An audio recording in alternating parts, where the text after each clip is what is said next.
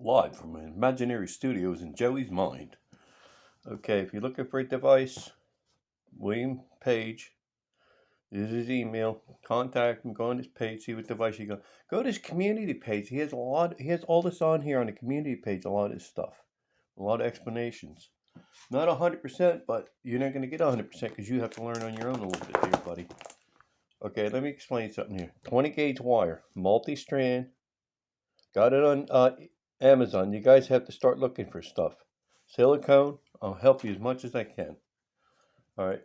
Now, this is 18 gauge here.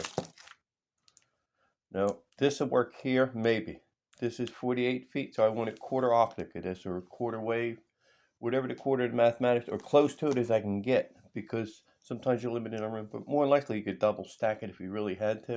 It's just gonna make your coil a little harder to wind your L3 on. Okay, so let's clear the deck here. I took the cover back off this because I like to have this at least two 12-footers in here for the secondary, or the primary, I'm sorry, L1. Because of the factor alone, this is 96 feet. I want the wavelength. Or it might not be. This might be what I'm looking for because of the division of the power coming in. That's something else too. You got to factor all these things in. I'm not sure yet. So this is a learning experience. Now somebody asked me about L3. Now L3, here's how I would handle L3. I put my cover on, my secondary layer, my third layer for winding. And direction doesn't matter. You're splitting two 12-footers. That's what he's using for the recharge. Okay, now you might want it higher. You might go to two 6-footers. Who knows? You have to learn. You have to go through this. He lays a lot of stuff out. I would build a unit that he's talking about first, then go from there. Okay, this is going to be a long video. I'm sorry. This is another thing. Here's 24 gauge wire. The same stuff. This is different. This has a vinyl coating over it. Multi-strand copper wire. Somebody gave me a roll of this, 2 rolls of this like 12 years ago. Now I was working with this the other day and I made a mistake. I have 2 different rolls. You can't, maybe you can see it on camera. This is like maybe a quarter of a mil bigger. This is heavier wire. But at the time, the spool wasn't marked. I thought they were identical. So, like I said, you live and you learn and you try to understand stuff. And I made my own spools up. That's why I'm getting different lengths of winding on some of these. Just so that you know.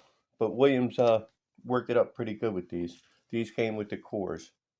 I can get 48. 96 I could probably get on there. I don't think it's going to be easy, but you can get it on there. Because the wire is super thin. As you can see here. Wire's like here. Like human here. So maybe a little heavier. Twice the thickness or beard, whatever. So I hope you find this helpful. I'm sorry this video is long, but I need to explain this. Don't be scared. If you don't think something's right, take it back apart and redo it. Do not panic. You're here to learn. I don't have all the answers. I'm in the same boat you are. I just try to think heavily on stuff. I go back over a ton of his stuff. His videos are loaded with information. You just got to dig for the information. And that's all there is to it. You have to, if you want really into this, you're going to dig for the information. I'm going to try to get a a Facebook page up just for a group to build stuff and to share information. I'm in the middle of trying to figure out how I'm going to do that the way I want to do it. Have fun, and may happiness always follow you.